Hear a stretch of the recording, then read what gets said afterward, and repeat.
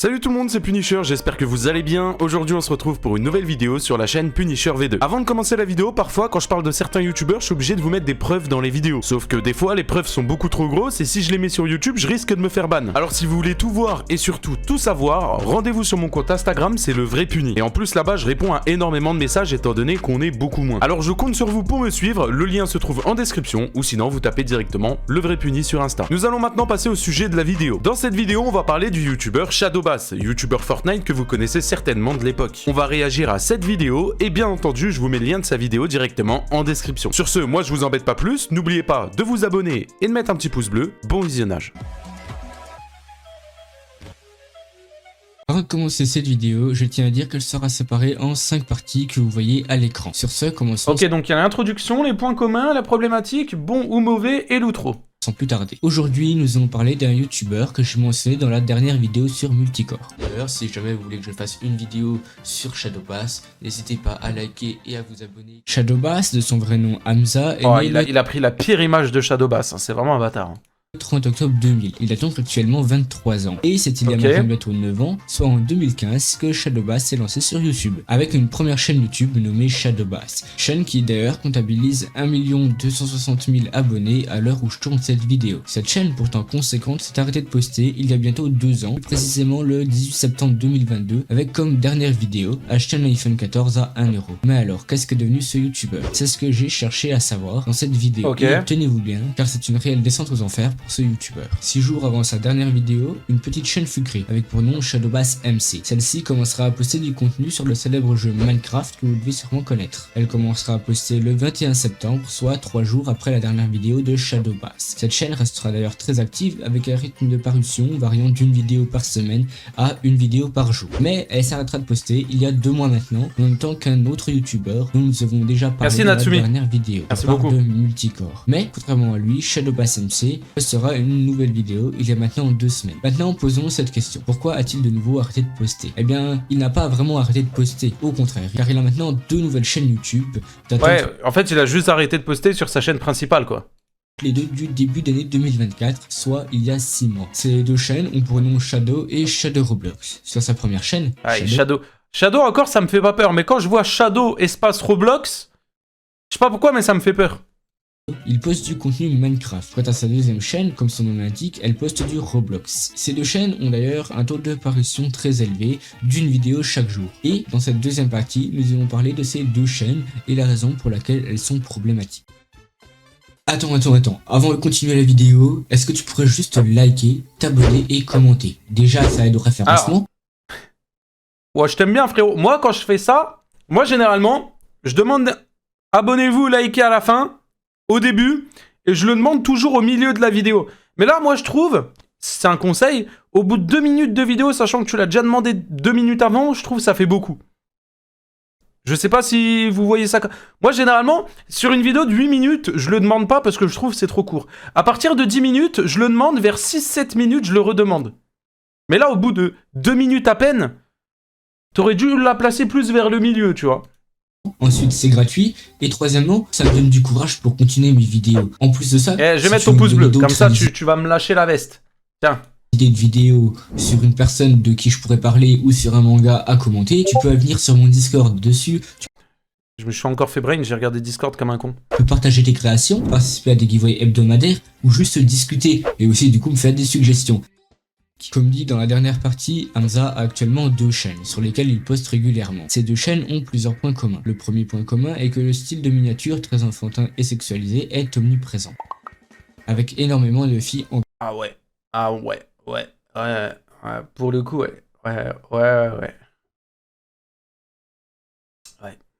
bikini par c'est triste, hein. exemple. Deuxièmement, il y a beaucoup de miniatures sur lesquelles l'enfance est surreprésentée par des couches, ce qui pourrait à ce niveau même ressembler à un fétiche de la part du... Après bon, vas-y, il a mis des couches, là tu peux pas lui reprocher le fait de... Ouais, bon... Vas-y, ok, c'est pour les gamins, mais vas-y... Moi, je vois pas quelque chose de mal non plus, tu vois. Maker. En plus d'avoir énormément de violence très explicite. Deuxième point commun... Ouais, pareil, la violence, les gars... Ah, tu vois un couteau, machin... Ouais, ça va... Les gars, on sait que je suis sur un jeu, enfin... Frérot... Ok pour les mignons sexualisés, mais le reste, je suis pas trop d'accord en vrai. Très explicite. Deuxième point commun entre les deux chaînes est l'apparition d'un personnage récurrent, la fangirl comme il l'appelle dans ses titres de vidéos.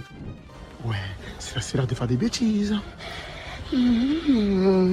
Est présentée comme une tsundere. Une tsundere, pour ceux qui ne savent pas ce que c'est un caractère souvent représenté dans des jeux, des animes ou des mangas, dans lequel une fille est follement amoureuse d'une personne, à un point oh la gueule de la fille par contre, hein, je la touche même pas avec un bâton, ça va pas ou quoi? N'importe qui, en plus d'être possessive. Maintenant parlons du contenu de Shadow, qui est la chaîne la plus problématique. Dans Shadow, on retrouve énormément de contenu pour enfants, comme j'aime dire, dans lesquels Hamza utilise des personnages très à la mode chez le jeune public pour attirer, comme Huggy Wuggy, ou encore les personnages de jeux Roblox comme ceux de Doors, ainsi que des super-héros comme Deadpool, les Spider-Man et bien d'autres choses. Passons maintenant à la troisième partie, qui est la problématique de son contenu.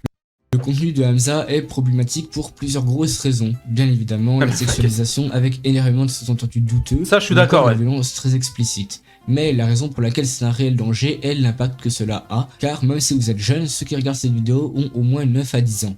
Mais mettez-vous à la place d'un enfant entre 4 et 7 ans, en pleine construction mentale et morale. Si jamais il regarde une vidéo très sexualisée, avec énormément de sous-entendus, il s'y habituera, ce qui premièrement va le poser à s'exposer une fois à l'adolescence. C'est vrai en vrai, hein. Comme le font beaucoup de pré-ados de la jeune alpha actuellement à cause de complexes. D'ailleurs, petit sujet hors contexte, mais si vous blâmez les générations alpha, réfléchissez avant que ce n'est pas forcément eux, mais peut-être la faute de leurs parents. Sur ce, revenons au sujet. Et deuxièmement, les enfants seront moins conscients à ce qui est sexualisé. Ils seront possiblement plus facilement enclins à de l'abus, que ce soit grooming ou pédophilie. D'ailleurs, que ce soit la violence graphique ou la sexualisation, tout a des répercussions sur le mental une fois adulte, car vous êtes en partie construit avec ça, étant enfant. Donc, si vous avez, ou que vous comptez avoir des enfants... Il va un peu dans l'extrême, mais dans le fond, il a raison, mais il va un peu dans l'extrême. La consommation de contenu sur YouTube et sur les autres réseaux. Sur ce, passons à la quatrième partie, qui est-il une bonne personne?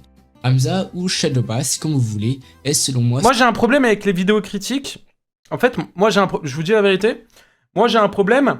Quand le mec, il fait une vidéo critique, tu peux pas dire, est-ce que cette personne-là est une bonne personne? En fait, tu peux pas te permettre de juger la personne parce que tu ne la connais pas dans la vraie vie. Tu peux dire, sa chaîne c'est de la merde, son contenu c'est de la merde parce que tu l'as constaté, parce que tu as fait une analyse, parce que ça te plaît pas. Mais tu peux pas dire, est-ce que c'est une bonne personne parce que tu le connais pas personnellement. Tu peux pas te permettre de juger une personne comme ça sur internet si tu l'as jamais vue, si tu la côtoies pas, si tu la connais pas. Ça faut vraiment faire la différence entre les deux trucs là, le contenu et la personne, parce que c'est complètement différent.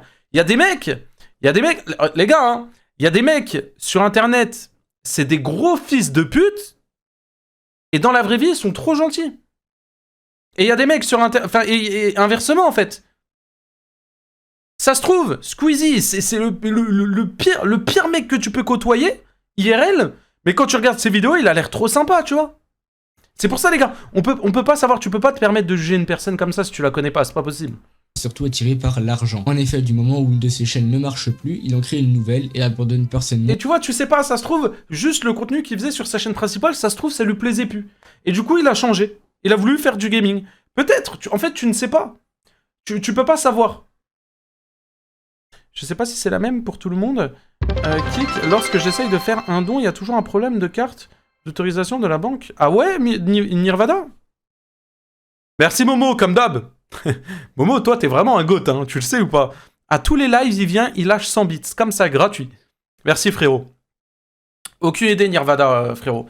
Essaye peut-être avec un autre navigateur, je sais que j'avais un problème avec mon navigateur, et quand je changeais de navigateur, ça fonctionnait. Donc, c'est peut-être à cause de ça. Bon, ou totalement l'ancienne. Pourquoi tu live pas à 20h? Parce qu'aujourd'hui, les mecs, c'est live spécial 12h. On est en live jusqu'à minuit.